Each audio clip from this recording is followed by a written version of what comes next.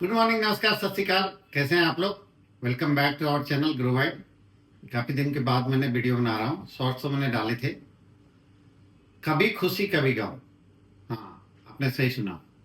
सितंबर 2024 से पहले अगर हम देखें म्यूचुअल फंड और स्टॉक मार्केट की सिचुएशन, तो खुशियां ही खुशियां थी। अक्टूबर से लेके अभी तक करीब करीब 1.5 लाख करोड़ एफआई की सेलिंग हुई है और बाजार करीब करीब एवरेज 10% गिर गया है। सेंसेक्स की बात करें तो 9.8%, निफ्टी की बात करें 10.4%, स्मॉल कैप की बात करें तो 12% से ऊपर, मिड कैप की बात करें 11.8%। इंटायर इंडस्ट्री गिरी है, जहां ज़्यादा बीटा वाले शेयर 30-40% गिर गया है। म्यूचुअल फंड की पोर्टफोलियो नॉर्मली जो प्योरली इक्विटी बेस्ड था, सब 7-8% से डाउन है। रिलेटिवली म्यूचुअल फंड कम गिरा है एज कंपेयर टू स्टॉक्स। तो इसका क्या वजह है? कौन है ये विलेन? कौन से फैक्टर्स हैं जिनकी वजह से बाजार कॉन्टिन्यूसली अभी 10 दिन में त्राहिमाम मचा हुआ है?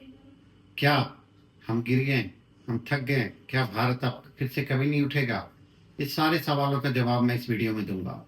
क्या क्या वजह है, क्यों गिरा बाजार, आगे क्या लगता है, अभी कैसा रहने वाला है, एफआई की क्या मूव होगी, ट्रंप सरकार की क्या मूव होगी, उससे क्या इम्पैक्ट होगा, ये सारे कारणों का अभी हम डिस्कस करेंगे। इसका इम्पैक्ट क्या होगा इसका भी डिस्कस करेंगे। अब मैं सबसे पहले बात करता हूं कि बाजार इतना गिरा है। 86,200 हाईएस्ट पीक था सितंबर में। अक्टूबर में कॉन्टिन्यूसली गिरा। एफआई की सेलिंग 1,15,000 करोड़ के करीब हुआ। अब एफआई सेलिंग इसलिए हुआ क्योंकि इंडिया एज ए स्टॉक उनको बहुत ज़्यादा ओवर वैल्यूड लग रहा था। ये हेज फंड वाले एफआई होते हैं, इनको जहां भी मौका मिलता है एग्जिट कर जाते हैं और अपॉर्चुनिटी मिलता है, न्यू अपॉर्चुनिटी वहां एंटर करते हैं। इनको लगा कि इंडिया ओवर वैल्यूड है और चाइना में जो कंटिन्यूसली स्टिमुलस पैकेज दिया जा रहा है वहाँ की गवर्नमेंट के द्वारा, जिससे कि वहाँ की इकोनॉमी बहुत अच्छा हो, तो इनको लगा कि वहाँ बेटर रिटर्न कमा सकते हैं, तो यहाँ सेल करके वो उधर जाने की सोच रहे थे या गए भी थोड़े। लेकिन लास्ट मंथ तक एक बहुत ज़्यादा कंफ्यूजन था कि रियली सारा के 1 लाख 1.25 लाख करोड़ जो सेल हुआ अक्टूबर में, क्या चाइना में जा रहा है? नहीं, ऐसा बिल्कुल नहीं हुआ। कुछ पोर्शन जापान में भी गया है, लेकिन ये स्ट्रैटेजी अगर एफआई की देखें तो वापस बैक टू यूएस के स्टॉक्स में इन्वेस्टमेंट उन्होंने किया है। अभी जो ट्रम्प गवर्नमेंट का रिजल्ट आया, बाजार क्यों क्यों गिरा? पहला रीजन तो ये है कि एफआई की कंटिन्यूअस सेलिंग हुई। क्यों सेलिंग हुई? कि इंडिया ओवर वैल्यूड लग रहा है, चाइना लुक्रेटिव लग रहा है, जापान लुक्रेटिव लग रहा है, या फ्यूचर में यूएस बेटर लग रहा है, तो यहाँ से सेल करके वहाँ पे उन्होंने खरीदा। इस महीने नवंबर में भी, आज 14 तारीख है, चिल्ड्रंस डे तक उन्होंने करीब करीब 25,000 करोड़ से ऊपर का माल बेच चुके, कॉन्टिन्यूसली बेचे जा रहे हैं। पिछले 10 दिन में इंडियन मार्केट कॉन्टिन्यूसली रेड में ही देखा गया है। अभी जो ट्रम्प गवर्नमेंट का विन हुआ है, उन्होंने कुछ चीज़ों पे डिक्लेरेशन दिए हैं, ये अनाउंस किया है कि वहाँ के जो कॉर्पोरेट टैक्स है उस पर रिडक्शन करेंगे, जिससे वहाँ की कंपनियों में प्रॉफिट आफ्टर टैक्स बढ़ेगी। तो वहाँ पे एक भारी उछाल देखा जा सकता है या देखा जा रहा है, तो वहाँ के स्टॉक में लोगों ने लगाना शुरू कर दिया। ट्रम्प गवर्नमेंट ने ये भी बताया कि वो हैवी टैरिफ ट्रेड बैरियर लगाने जा रहे हैं कंट्री लाइक चाइना में 60% के करीब और रेस्ट अदर कंट्रीज में 10-10% के, जिससे ये देखा जा रहा है अगर ट्रेड बैरियर लगाता है कोई कंट्री मेजर इकोनॉमी, तो वहाँ की इकोनॉमी में ज़्यादा पैसे लगता है इन्वेस्टमेंट के लिए। तो इसी वजह से उन्होंने इंडिया में माल बेचा और यूएस के स्टॉक में परचेज किया। इस पे अब उसको बोलते हैं जले पे नमक छिड़कना वाली कहावत। उसी तरह यहाँ पे क्या हुआ कि इस क्वार्टर का रिजल्ट जो इंडियन कंपनी का है वो एक्सपेक्टेशन से काफ़ी कम आया है, जिसकी वजह से बहुत सारे स्टॉक 10-10, 15%, 20-20% रिजल्ट वाले दिन गिर गए। इसके अलावा अगर इसको बोलते हैं कि भैया नमक भी लगा दिया और फिर जल गए। इन्फ्लेशन हम लोग को बहुत अच्छा कंट्रोल में था, लेकिन अभी जो रिटेल इन्फ्लेशन का फिगर आया है वो 6.1% आया है, जो काफ़ी बढ़ के था। जो अभी हम लोग फेड ने 2 रेट कट कर चुके हैं पीछे, 50 पैसे और 25 पैसे। लेकिन हम लोग सोच रहे थे कि दिसंबर में शायद उन्हीं की राहों पे चलता हुआ आरबीआई भी रेट कट करेगा, हो सकता है करेगा, लेकिन अब वो सिचुएशन नहीं लग रही है। वहाँ की इन्फ्लेशन है भी जो है वो 4 से ऊपर ही है, तो वहाँ का डेट मार्केट भी काफ़ी लुक्रेटिव है यूएस में। तो इंडिया एज ए होल अभी करंट सिचुएशन पे लुक्रेटिव उतनी नहीं है उनकी नज़र में।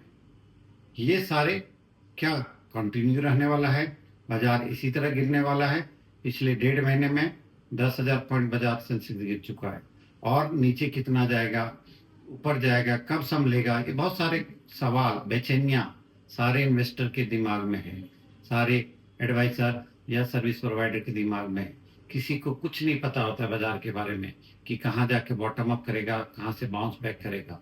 सिर्फ हम लोग अनुमान लगा सकते हैं कि ये हुआ तो ऐसा होगा या ऐसा होने वाला है। ये जो अभी हमने पीछे 20 सालों का रिकॉर्ड देखेंगे तो अक्टूबर महीना कभी भी इंडियन स्टॉक मार्केट के लिए अच्छा नहीं रहता है, हमेशा नेगेटिव रहता है। दिसंबर की बात करें तो दिसंबर में जो एफआईज होते हैं, उनके फंड मैनेजर होता है, वो सौदा को बेचता है, प्रॉफिट बुक करता है, क्योंकि उनको बोनस देना पड़ता है फंड मैनेजर को। पिछले 1 साल का रिटर्न अगर करेक्शन के बाद भी देखें तो निफ्टी का मोर देन 20% है। तो उन्होंने जो एफआईज बेसिकली लार्ज कैप में लगाते हैं, उन्होंने सेल करना उचित समझा और प्रॉफिट बुकिंग करना शुरू किया। और ये शायद थोड़ा थोड़ा कंटिन्यू भी रह सकता है, चाहे वो इस महीने या अगले महीने 15 तारीख तक, 15 से 20 तारीख, उसके बाद वो छुट्टी पे चले जाते हैं क्रिसमस के लिए। ये सारी नेक तो क्या अभी क्या कस्टमर को ये करनी चाहिए कि पूरा स्टॉक मार्केट, म्यूचुअल फंड्स जो इक्विटी लिंक्ड है उसको अपने सौदा को बेच के डेट में रखनी चाहिए? तो इसका जवाब होगा नहीं, बिल्कुल नहीं ऐसी करनी चाहिए। क्या ये बॉटम अप है, बॉटम हो चुका है ये? तो मेरे हिसाब से करीब करीब बॉटम की और ही हम लोग मूव कर रहे हैं। अब अभी क्या होता है कि मेरी बेचैनियां बढ़ती जा रही है। होता है क्या कि एक क्लाइंट जिनकी 5 करोड़ की पोर्टफोलियो है और उनमें अगर 1.5 करोड़ का पीछे प्रॉफिट आ चुका है, अगर उस 1.5 करोड़ में अगर 1 करोड़ से 1 करोड़ 10 लाख 20 लाख अगर हो गई प्रॉफिट, तो उनकी बेचैनियां बढ़ गई।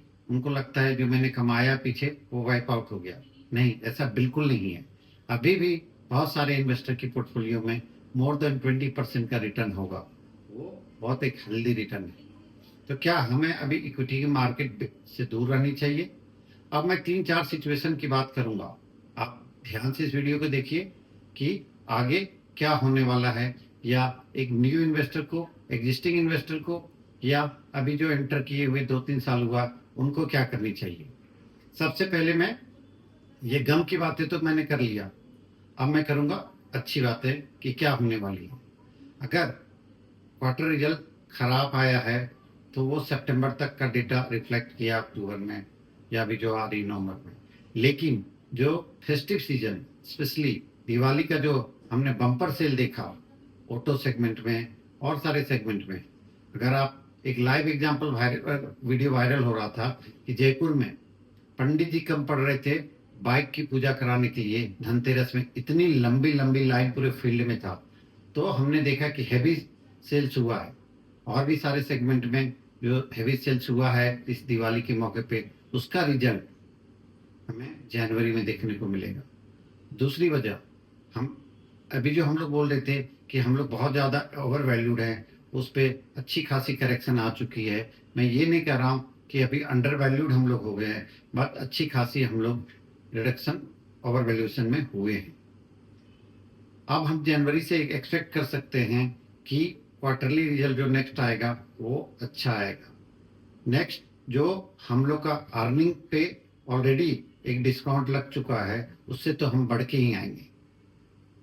नेक्स्ट एफआई की बाइंग वापस शुरू होनी चाहिए करीब करीब जनवरी से, और एक हम अच्छी रिटर्न की और वहाँ से उम्मीद कर सकते हैं। तो अभी इस सिचुएशन में हमें क्या करनी चाहिए? आपको लगता होगा कि पीछे एक क्वार्टर में गवर्नमेंट इलेक्शन में बिजी थे, तो उन्होंने अपनी एक्सपेंडिचर भी कम किया। अब वो अपनी एक्सपेंडिचर बढ़ाएंगे तो डेफिनेटली चाहे रूरल में हो या अर्बन में हो, कंजम्पशन बढ़ेगी बढ़ेगी और एक अच्छी रिकवरी हम वहाँ से देखेंगे। अगर मैं बहुत डिटेल में बात तो नहीं करूंगा, लेकिन अगर इंडियन इकोनॉमी की बात करें तो अभी भी हम लोग बहुत ही स्ट्रांग सिचुएशन पे हैं। हम लोग दूसरे कंट्री जैसा नहीं है कि हमें स्टिमुलस पैकेज देने की जरूरत पड़ेगी। जीएसटी की कलेक्शन, ओवरऑल इनकम टैक्स की कलेक्शन बहुत ही अच्छी रही है। तो फिजिकल डेफिसिट की तो हम लोग बात ही नहीं करेंगे, डिग्रेडेशन की हम लोग तो बात ही नहीं करेंगे।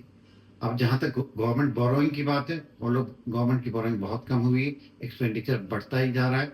और ओवरऑल इंडिया की ग्रोथ स्टोरी, चाहे यूएस की गवर्नमेंट में कोई भी हो, रुकने वाली नहीं है। ये अमृतकाल का टाइम है, ये चलता रहेगा। नो डाउट ट्रम्प साहब की अगर कुछ सेक्टर को लेके स्पेसिफिक होते हैं तो वो सेक्टर में पॉजिटिव या नेगेटिव इम्पैक्ट आ सकता है, बट वो ज़्यादा इम्पैक्ट नहीं करेगा। तो अभी एक जो एग्जिस्टिंग म्यूचुअल फंड पोर्टफोलियो है किसी का, मैं ये नहीं कहूँगा जिनका कि 100% इक्विटी में उनको अभी रिड्यूस करनी चाहिए, ऐसा बिल्कुल नहीं करें। आप घबराने की बिल्कुल जरूरत नहीं है। आपके पास अगर कैश है तो आप थोड़े से फंड को SIP या STP के मोड पे नेक्स्ट 3 to 6 मंथ में ऐड कीजिए। इक्विटी की परसेंटेज में पीछे हमेशा हर एक वीडियो में पिछले 1 साल से बोल रहा था कि कम करें। अब मैं आज बोल रहा हूँ, यहाँ से आप इक्विटी के percentage through SIP through STP next 6 महीने में बढ़ाते रहिए। अगर किसी का इक्विटी परसेंटेज 60-65% है या उससे कम है, तो आप इसको धीरे धीरे बढ़ाते हुए नेक्स्ट 3 महीने में 70-75-80% तक ले जा सकते हैं, या उससे ज्यादा भी कर सकते हैं।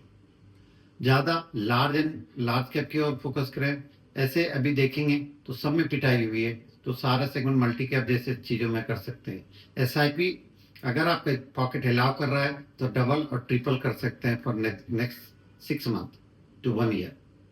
ये जब हम वापस बाउंस बैक करेंगे तो हमारे लिए बहुत अच्छी बात है। हाँ, पीछे जो सितंबर से पहले तक जिन क्लाइंटों ने पूरे के पूरे अपने फंड को यूटिलाइज कर दिया था, डेट में नहीं रखा था, एसेट एलोकेशन नहीं किया था, उनको थोड़ा सा ज्यादा चोट लगी होगी, उनकी रिटर्न थोड़ी सी ज्यादा वाइप आउट हुआ होगा। लेकिन जैसे मैं हमेशा बोलता हूं कि चैन से नींद अगर सोना है तो आपको एसेट एलोकेशन करना जरूरी है, प्रॉपर एक गोल्ड डेट इक्विटी की बैलेंस करके रखना है। मैं आप कंटिन्यूस नेक्स्ट वीक में जरूर एक अच्छी वीडियो लाने की कोशिश करूंगा, जिसपे और क्लैरिटी होगी कि भारतीय बाजार की सिचुएशन अभी कैसी है, या कितनी एग्जैक्टली हमें SIP की अमाउंट बढ़ानी चाहिए, या इक्विटी कम करनी चाहिए, या गोल्ड खरीदनी चाहिए, या एसेट एलोकेशन के ऊपर में मैं कंप्लीटली और बात करूंगा।